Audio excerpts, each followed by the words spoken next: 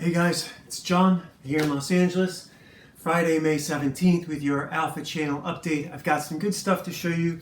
First, I've kind of rearranged this little, it's not much of a studio, living room camera arrangement, so I can just sort of show you guys these this way. Again, this is pencil, but I did these last night.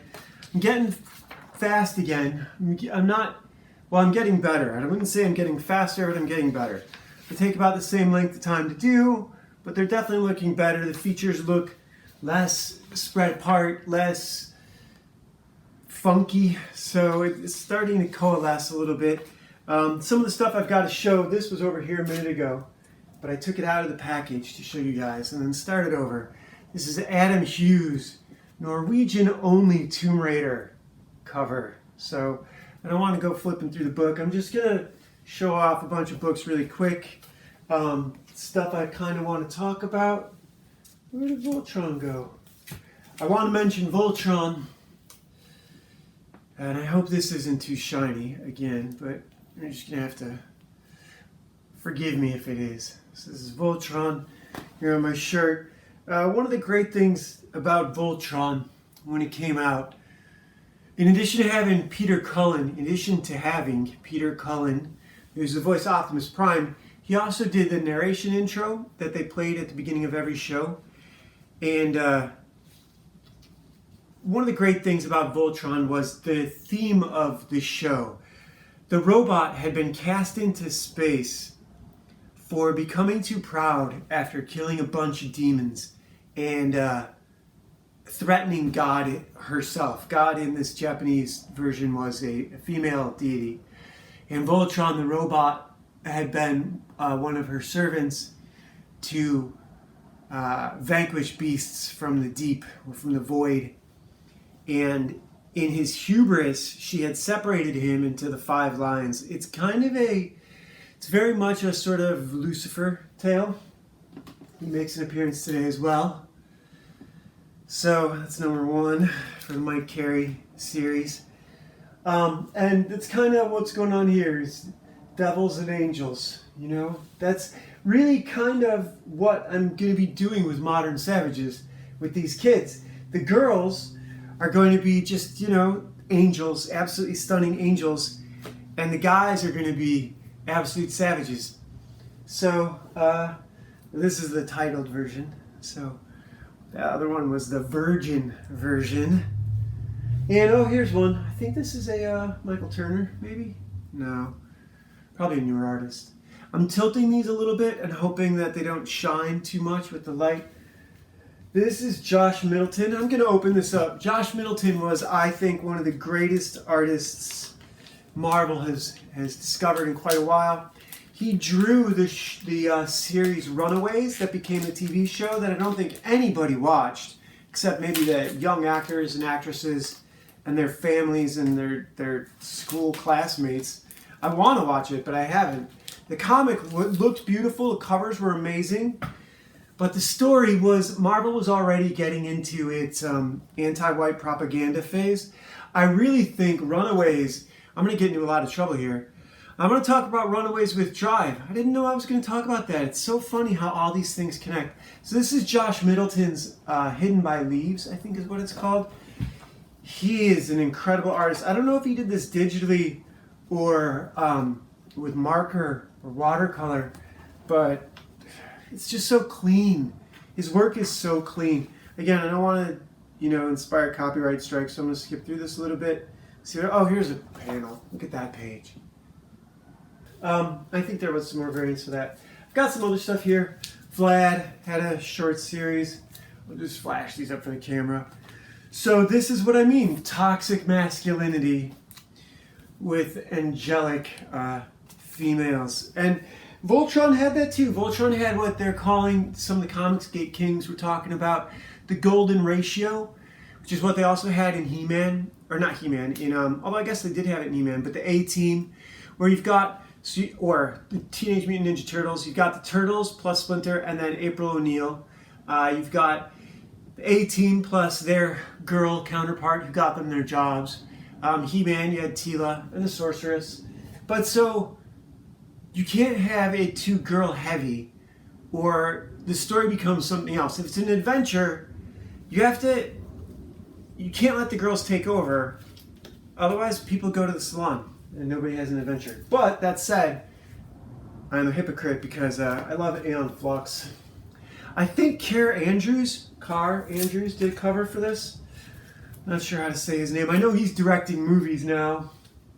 I think he did the Sniper movies, or most recent ones. So there's some Aeon Flux. That's a great cartoon from the 90s on MTV. And so how does Josh Middleton and the Runaways relate to Drive, the movie Drive with Ryan Gosling?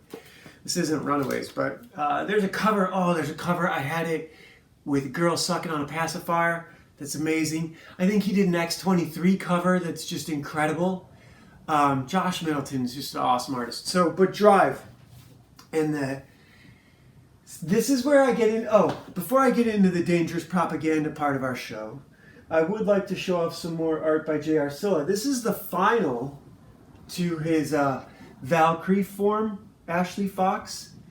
I hope I'm showing this off correctly. We're just going to have to get used to me being an amateur. But here are the originals.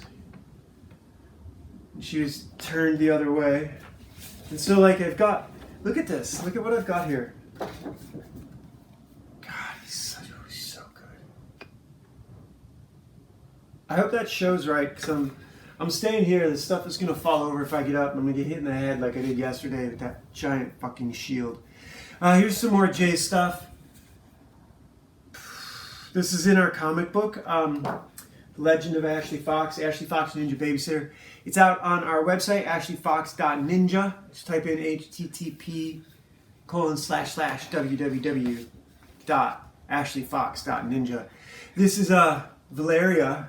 She's the Valkyrie. And then that's someone's legs for another panel, which I think might have been this panel here. I'm showing off a lot of Jay's work today.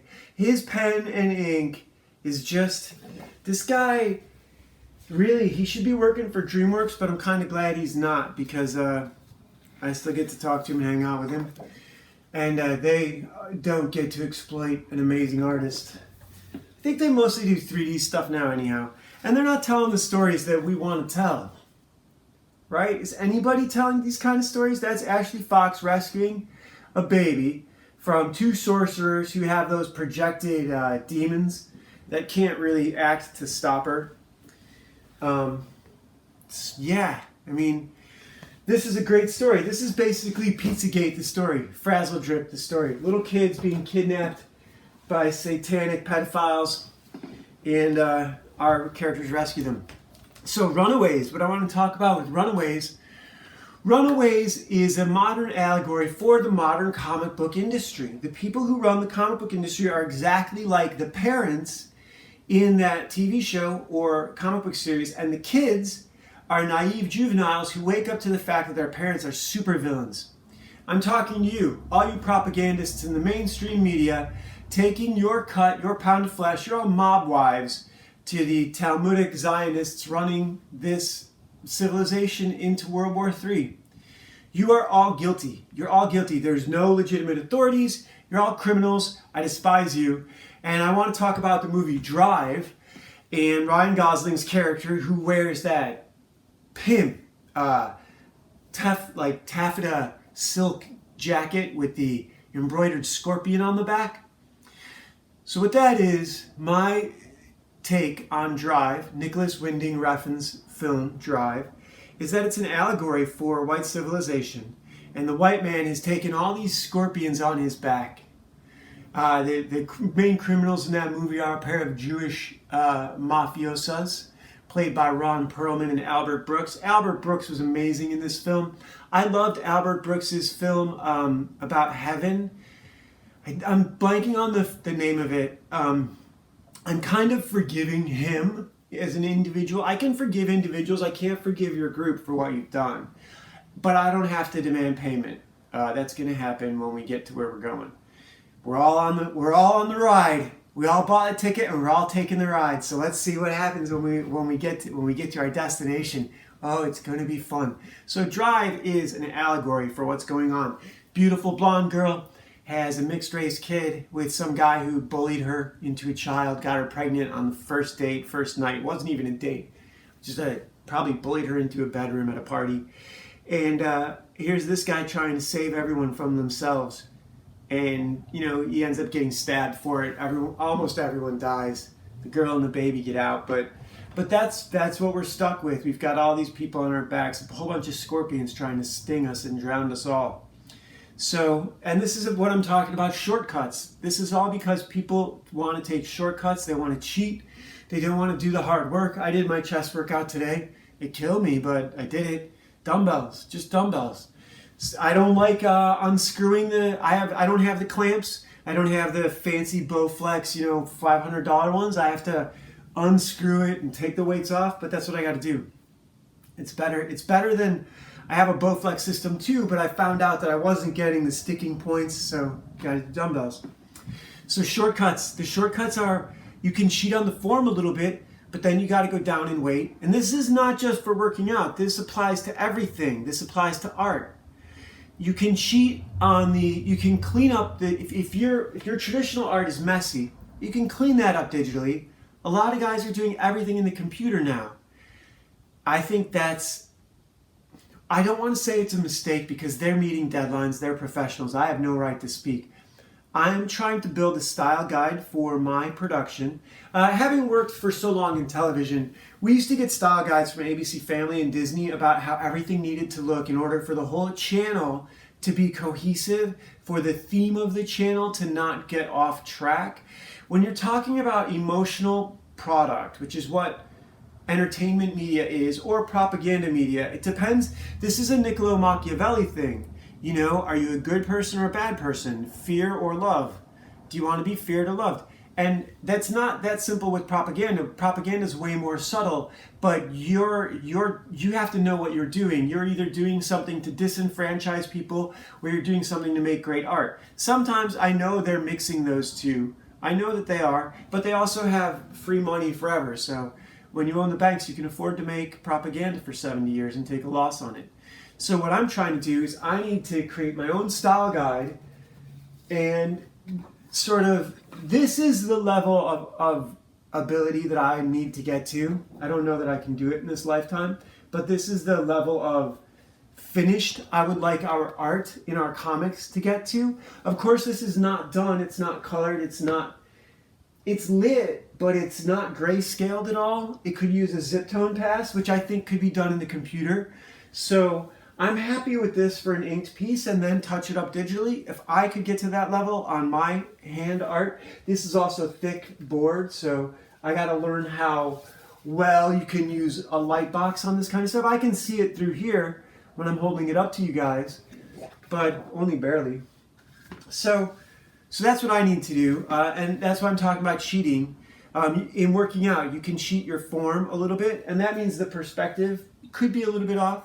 You can do negatives, which is you make it harder going down with lighter weight, and that's a way to build strength without doing steroids, which would be steroids in terms of making comics would be hiring a bunch of artists I've never met before and trying to communicate my vision to them and hoping it comes across in a way that seems genuine, authentic, sincere, and also elegant and has heart. And that's a hard thing to get from day players. So that's why I'm talking about all this, because our society has been sort of turned into the day player thing, and no one works in a team anymore. I'm dealing with this at my day job right now, where that I am very much a team player, but I'm having trouble with the management who just wants to abuse me as a cog and, literally cut my salary after years of being the best employee there, of having clients tell me, look, man, you're the only guy I like talking to here. And then talking with the other employees at the company, I'm sort of in a middle management position, and they tell me, dude, you're the only, I can't talk to anybody else. because I understand. I've had their position, and when I was in their position, I had someone in the position I'm in now who was super considerate, and that's all you have to be to people, is treat them with respect.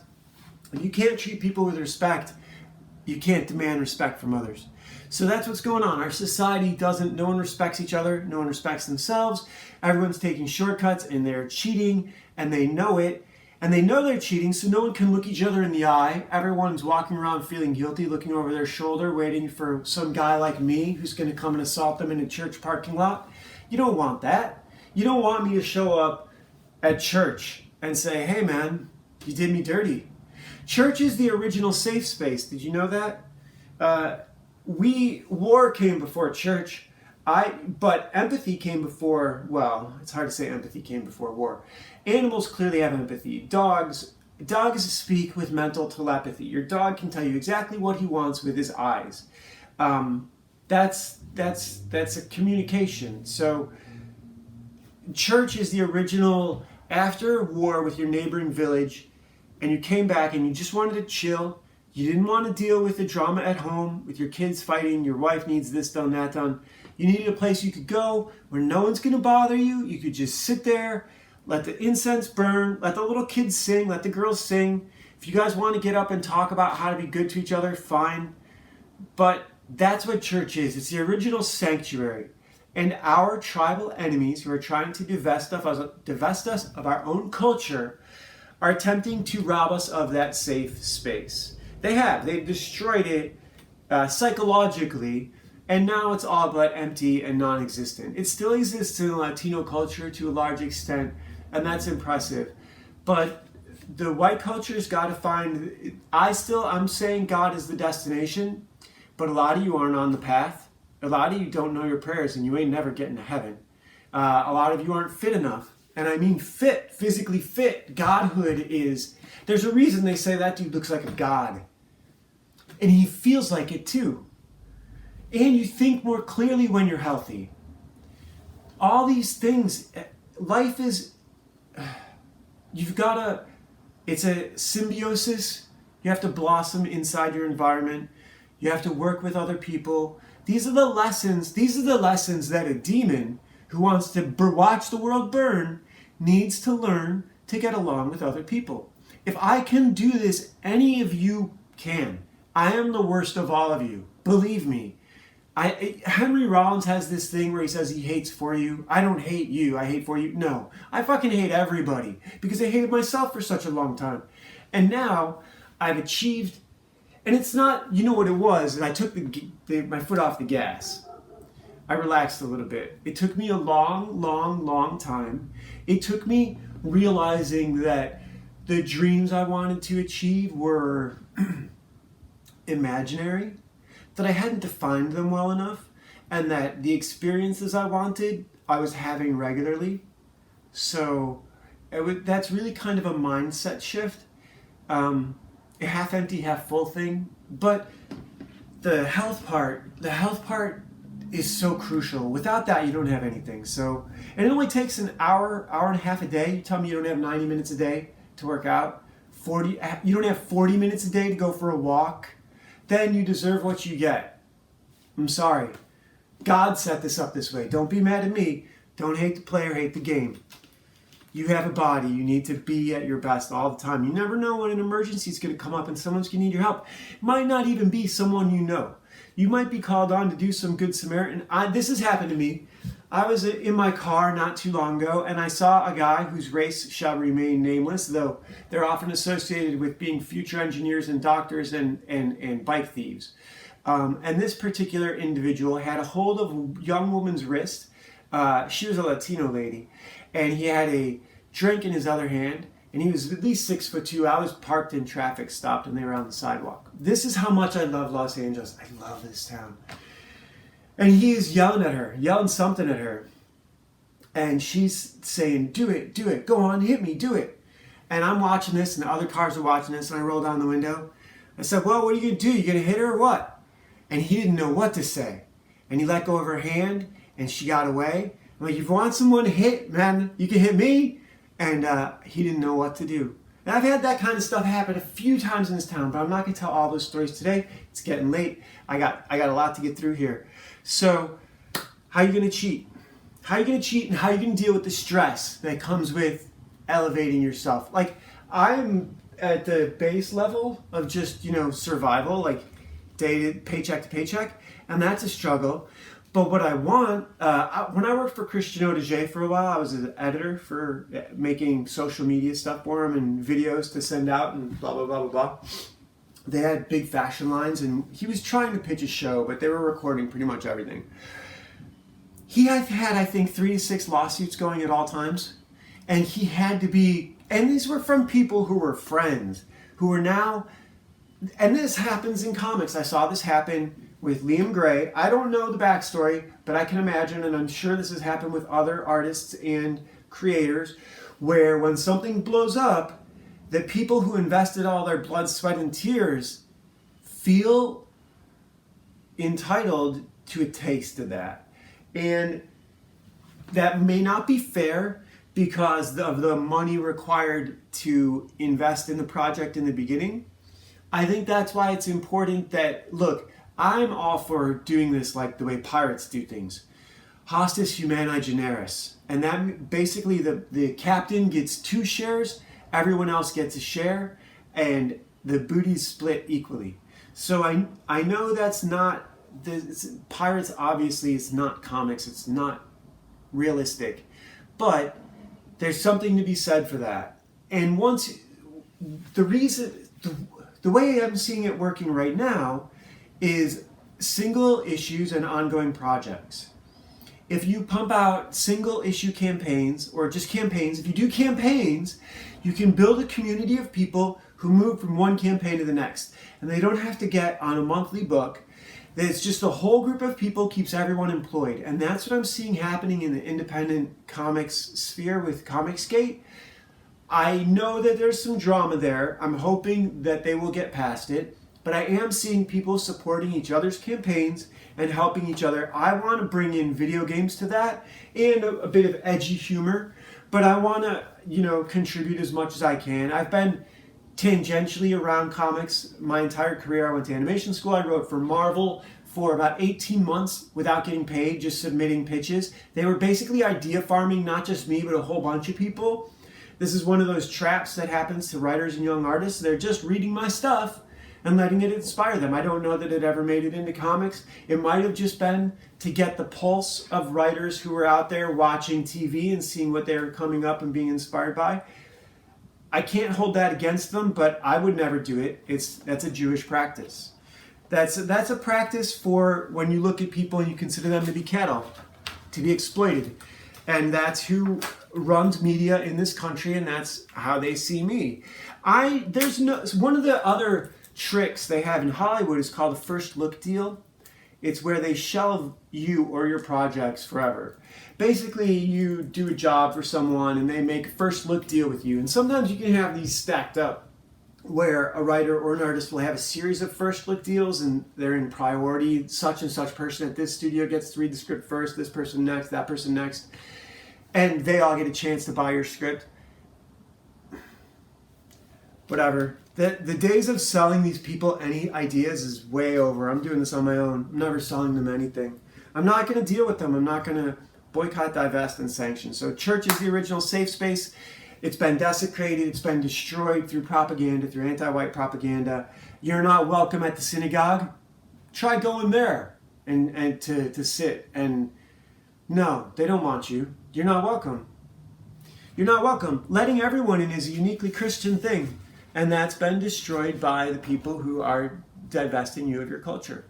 So I'm going to make fun of them in comic books and video games. I'm going to go as hard in the paint as I can until I get canceled. I'm never going to advocate genocide against anyone. I'm going to point out that it's being done to me.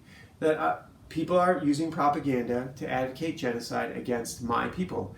So, and because this is fun. This is fun. This is so much fun. We're in this together.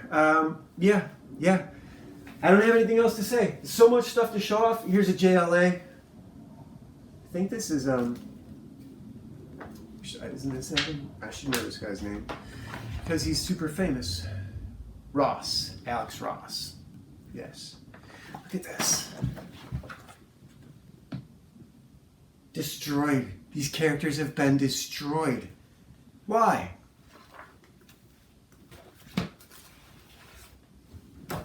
Aeon Flux. This is all stuff I'll show. Oh, we haven't been doing Jerry Sue. Jerry Sue, sci-fi fantasy. Wildwood Tarot card for today. Wildwood Tarot.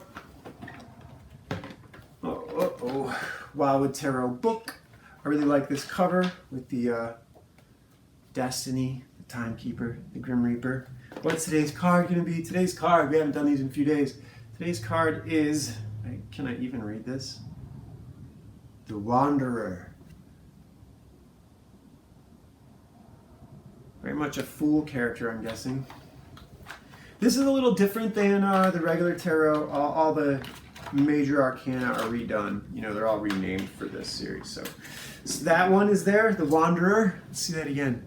Wanderer. From Wildwood Tarot. Yeah, okay. A couple more things before I go. It's really late. I really got to hurry up. Strunk and White. Omit needless words. This is if you want to learn how to write. This is everything you need, the elements of style. This book is everything you need to know to write about diction and pronunciation, about the English language. It's nothing about plot or character development or all the things that are interesting. But it is important when it comes to the written word, and comics are still written, whether you want to admit it or not. There's a lot of writing going on. And a lot of the advice in here translates to comics. X-Men, God loves, man kills. It's funny that they've turned white people into mutants. And I guess, you know, they wanted to do that because we were an easy enemy, an easy target. Our guard was down. They had the whole civil rights thing. And of course, what's really happening is they've come for your pension funds, boomers.